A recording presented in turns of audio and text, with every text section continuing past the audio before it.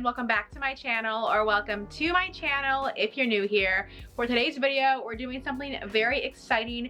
I am actually taking 3 of my guinea pigs with me on vacation. So I am just about to leave to go on vacation to the mountains with my boyfriend, and I am going to be taking 3 of my guinea pigs here with me. Everybody else, my pet sitter is taking care of. All of the guinea pigs down here, the boys over here, and my rabbits out in the living room. I will have a pet sitter come by once a day to care for all of them.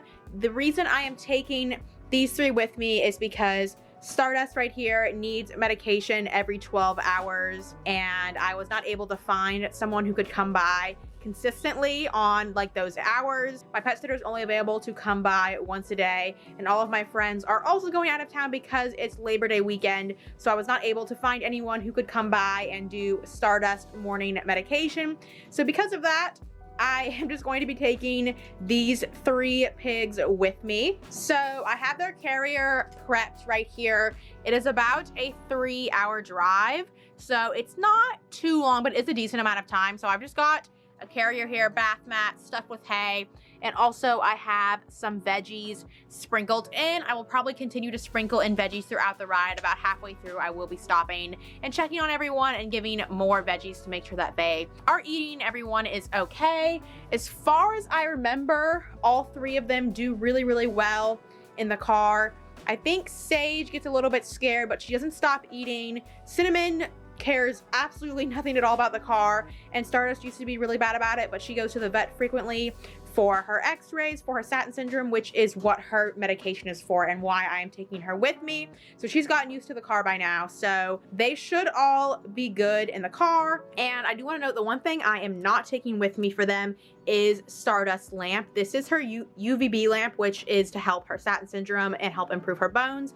I'm not going to be taking this with me because it is only 3 days. I will probably just hold her outside under the sun for like 15 minutes a day while I'm up there, so she can still get her UVB rays without me having to disassemble the lamp and take it with me. So I'm going to take you guys out into the living room and show you everything that I am packing for them. So this is everything that I'm taking with me right here. In this box right here, I have a bunch of grids, which is how I'm going to be setting up their pen. It's just with grids, and then also in here, I have a shower liner to protect the floor. And then I have a dustpan to sweep and do spot cleans, zip ties to attach the grids. And then this is sort of like my medical kit. So in here I have Stardust unrefrigerated medication. I also have Benebac, syringes, critical care in case anyone stops eating on the drive or after we arrive in the mountains. Then I also have a like sterile solution. I really don't think this will happen, but just in case if they get a little rowdy in the car and someone like bites someone else or something happens, I wanted to make sure I had that sterile solution. I highly doubt anything is going to happen, but it's good to just have it just in case. So I also have that in here. And then I have 2 water bottles, all of their stuff to hang the water bottles. And then in this little lunchbox, I have Stardust refrigerated medication. So I just have her medication and an ice pack to keep it nice and cold for the ride. And then also I have a bag of enough pellets for the entire time. I have a huge trash bag of hay right here. And then I have all of their cozy stuff for the ride, and not for the ride, for their setup. I don't know why I said that. I have U-Haul here, a piece of fleece, and then I'm not going to be doing a litter box for their hay. I'm just going to be using bath mats. So I brought a bath mat for every day because I'm assuming they'll soil it under the hay within a day. So I have like 3 or 4 bath mats here. It is going to be 3 nights, 4 days. So we're leaving today, and today is Friday, and we will be coming back Monday afternoon. And then I also have some pee pads, fleece forest, and then right here I have 3 tunnels, so 1 tunnel for each of them. And then I also have some veggies right here. This is just some arugula, some cucumbers, and some peppers. So this is what I'm going to be giving them in the car. And probably for the first night, we will be going to the grocery store there to sort of buy some stuff so we can cook at the cabin we'll be staying at. So I do plan to get more veggies once I'm there, but this is sort of for the car ride. And that is everything right here. So all that there is left to do is to go ahead and get them in the carrier. And one last thing that I do want to note is I am staying at a family cabin. So I do personally know the person who owns this cabin. I am not like staying at like a random Airbnb or at a hotel, so my family member who owns the cabin said that it's totally fine if I bring my 3 guinea pigs with me. So obviously if you're looking to bring your guinea pigs on vacation, it's probably gonna be slightly different depending on where you're going, but I'm staying in a family house, so it's not really a big deal. So I'm just gonna go ahead and get them in their carrier. I'm a little bit anxious, but I feel like I've fully prepared and they should just be good to go. Are you ready to leave? I'm ready. Are you filming me? Yes, I'm filming you. Yeah, you have to be in the vlog. You have to introduce yourself. They know me. They know you? Okay.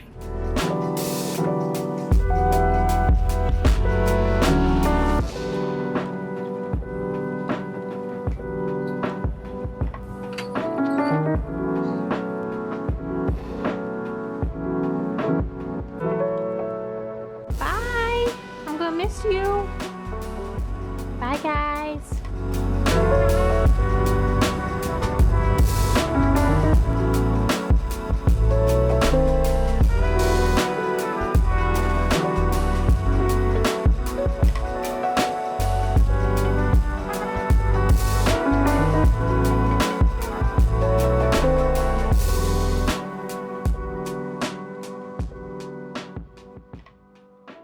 All right, guys, so I have them in the carrier right here, and I'm just going to go ahead and set up the cage in this empty space.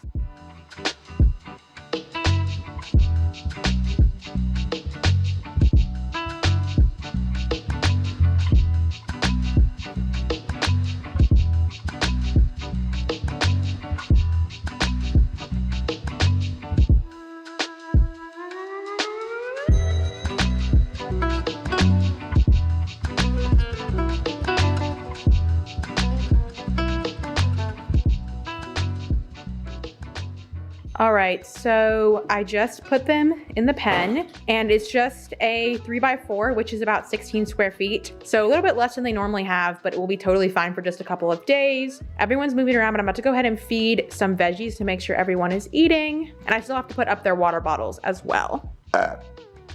Ew. That's how I feel about Sage not eating her pepper. She refuses. She's like, I don't want that. Please eat it. I want your handouts.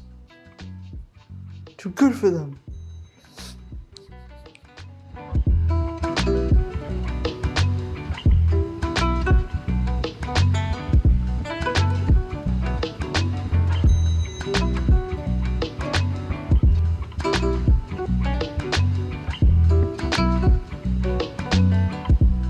That better, Sagey?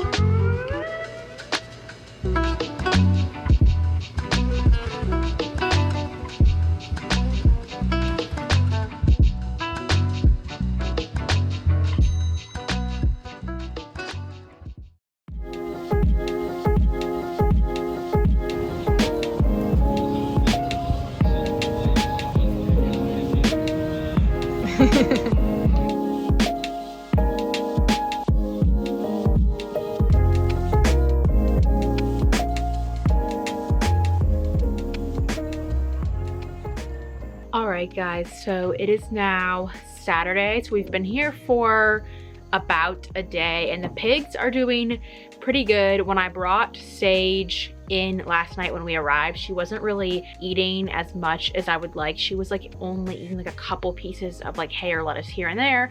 So I did give her critical care twice yesterday just to make sure she had some food in her gut. And they're doing, I would say, okay. They obviously are like a lot more scared. And I don't know if part of that is the fact that they are on the floor and normally they live like up high, so they're not as scared by like people walking by or footsteps, and they seem a little bit more aware of that here. And that's also probably just the new environment as well. So they're not really doing much besides like sleeping and eating and like sitting in the corners, but they are doing okay, so I'm definitely going to take it. It was definitely very stressful when I first got here because going up like the last part of the mountain, the road was like gravel, so I felt so bad because their carrier was like literally like shaking in the back of my car because we were driving on a gravel road. But they're doing okay, so that is pretty good. We've mostly just been hanging out here today. We did go into town for lunch and to walk around the shops a little bit, and also to like buy some groceries so we can like actually eat food here at the cabin instead of having to like drive 30 minutes to town and to get food. So it's been a pretty good day. I just finished up some work for my internship, and now I am just sitting on the porch staring at the mountains. So yeah, it's been a pretty good day.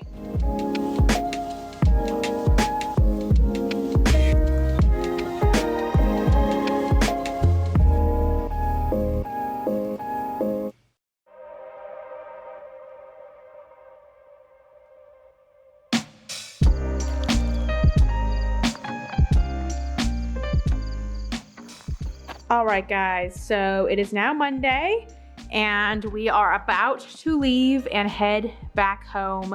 I have everything packed up here. Everyone is already in the carrier, and then I have all of their clean stuff here, and then we just put all of their dirty laundry like in a trash bag. So we are just about to go ahead and head out to go home. All right, guys, so it is 8:30 and we just got home, and I just put the trio back in their cage. I do have to put in their litter box. I was gonna go ahead and change it out real quick, so it's not in there yet, but obviously they're out, they're moving around, they seem fairly active. I'm not too worried. I feel like being back in their own space is probably a bit easier of a transition for them than going to like a new space and going on vacation. So I'm glad to have them home, and everybody else seems glad that I am back as well. Hi guys! So I'm gonna go ahead and put their litter box in and then give everyone sort of veggies and do like a little night routine. I am pretty tired from the drive, so I'm just gonna go ahead and quickly take care of everyone.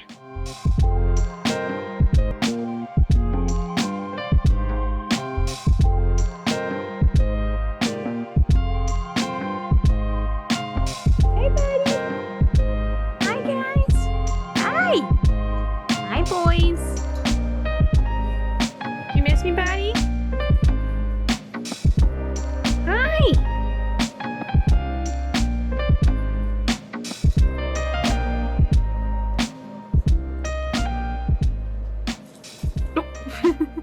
Alright guys, so it is now the next day. It is Tuesday and I just got back from taking Crow to the vet. I thought that since my vlog of like the vacation was probably a little bit on the shorter side, I would go ahead and also give you guys a couple medical updates in this video. So that is what I'm going to do briefly. Crow just got back from the vet, and he went to the vet because of his ear infection. He was diagnosed with an ear infection about a month ago in his left ear, but the vet said not to worry unless he started showing clinical signs like face droop or head tilt. And I noticed a little over a week ago that that his face has started to droop on his right side. I'll insert a photo right here, but you can tell on his right side his whiskers are kind of angled downward, and that side of his face is drooping.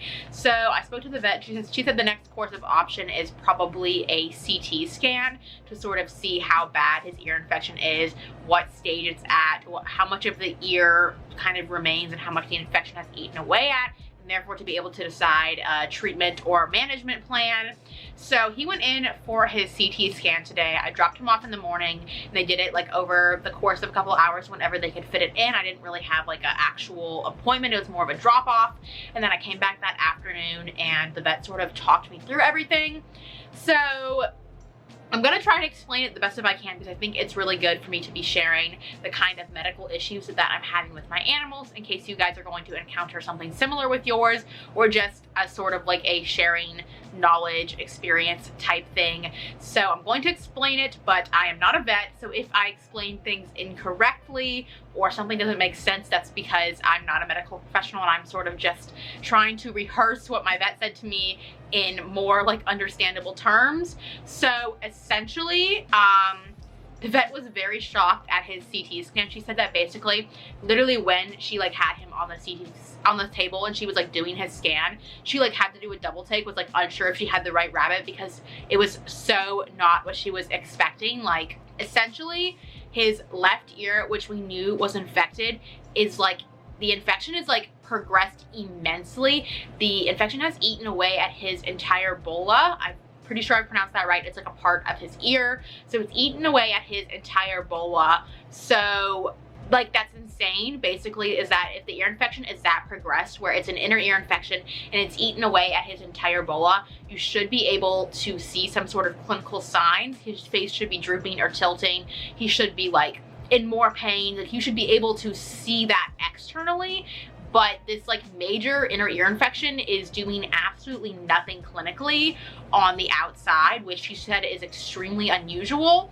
However, the reason his right side of his face is drooping is because he also has an ear infection in his right ear. But the infection in his right ear is a middle ear infection, and it's not very severe at all. The bola is still mostly or completely there. I can't really remember what she said. But the point is the middle ear infection is not that bad at all, yet that's the one that's causing a clinical sign. It's causing his face to droop on his right side, yet the extremely severe inner ear infection on his left is doing absolutely nothing clinically for him. She said that that is extremely odd, that his clinical signs don't necessarily match what is going on with the CT scan. So essentially in his left ear, he has no hearing. He's likely absolutely no hearing since that infection is so progressed. And in his right ear, his hearing is probably most likely like muffled or dampened. So overall, Crow can probably not hear very well and is likely picking up on a lot of his cues from his friend Luna, likely like visually seeing how she's reacting to situations and basing himself off that. He likely cannot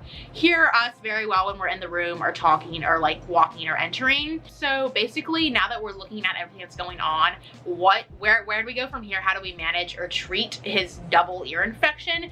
So basically the only option for the left side, his left ear, to sort of help that at all would be to surgically remove and drain all of the like inflamed material, and not inflamed, well, it's maybe inflamed, infected, all the infected material that is in there, and drain it out. And that would basically like, sorry, it just thundered outside. I guess it's about to rain, but that would basically like set us back to where he was, like set the infection back at the start, if that makes sense. Like it would probably, the infection would build again and it would get reinfected and it would build back up, but it would basically like give us a bit of a reset.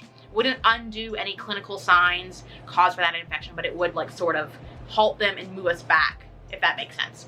But that drainage would be done through his face. They wouldn't drain it through his ear. They would say that it's safer with his specific, like, whatever he's got going on, to drain it through his face, which means that I would have to be cleaning this, like, cleaning and flushing this, like, drainage that they've created through his face. And eventually it would heal up and that drainage would no longer be an option. We wouldn't be able to continuously drain that infected material out. Eventually it would heal and close up, but I would be having to like care for his cheek draining mechanism. So there's definitely a bit involved there. The surgery also has a risk of making things worse. So there's also that. Making things worse essentially would mean that it makes the infection worse and it messes with his ear because it's such a sensitive part, and he clinically gets worse and starts like rolling, which is essentially where they like roll onto their backs and they just can't get back up.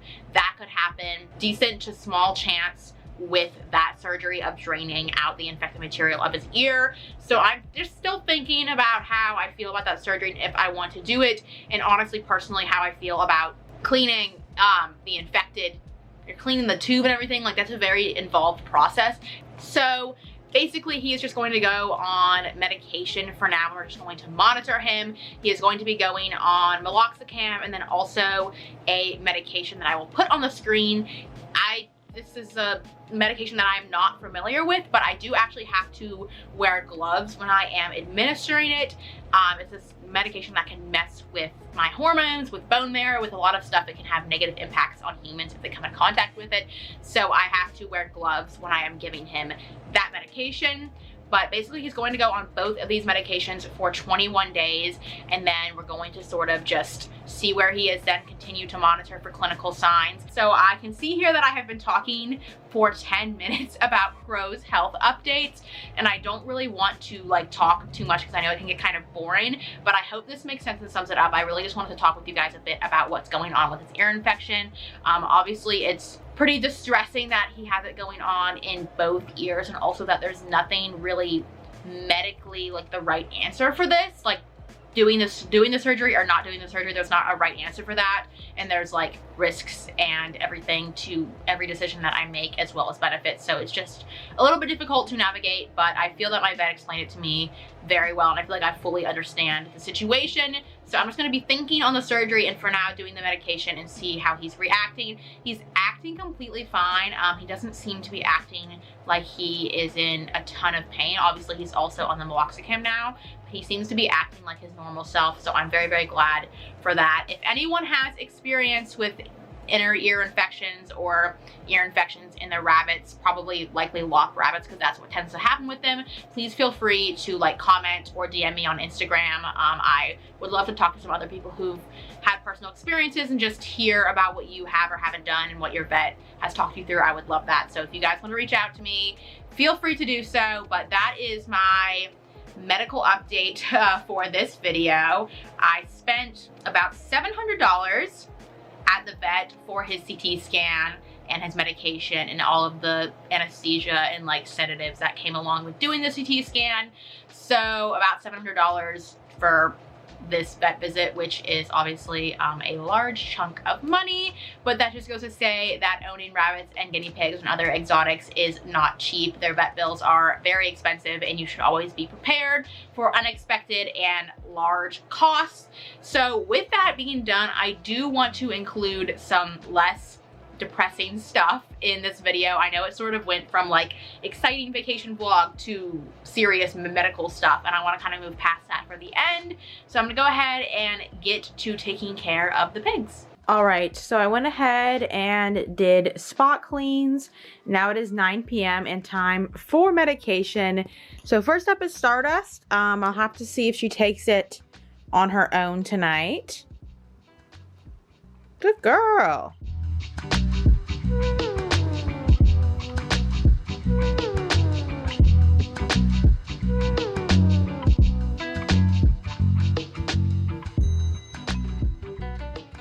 And then next up we have Waffles.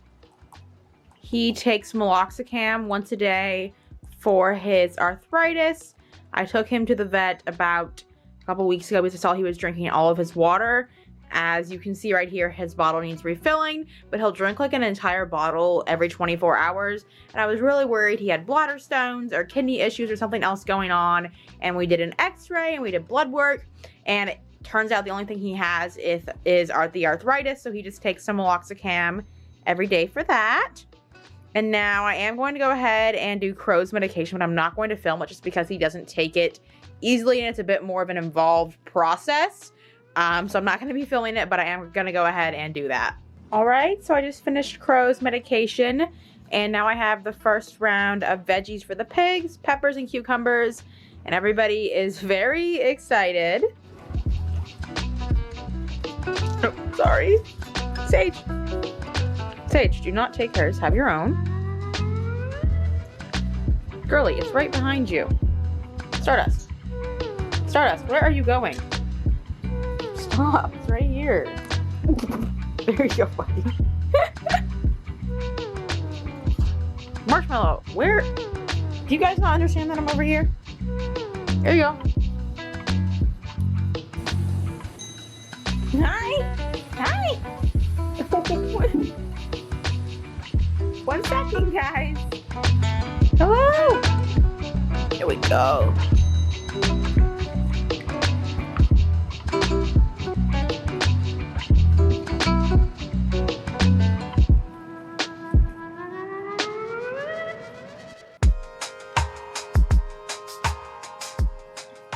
All right, and now we have the lettuce mixture, which is just a bunch of herbs and some romaine lettuce, mint.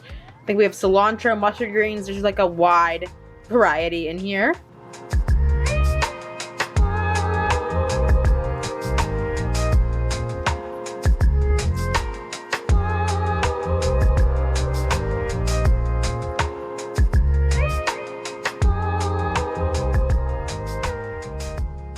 And that is going to bring us to the end of today's vlog. Thank you all so much for watching. I hope you enjoyed this week's video. If you did, please leave a like and subscribe to see more of my content. Thank you all so much for watching, and I will see you again next week. Bye-bye.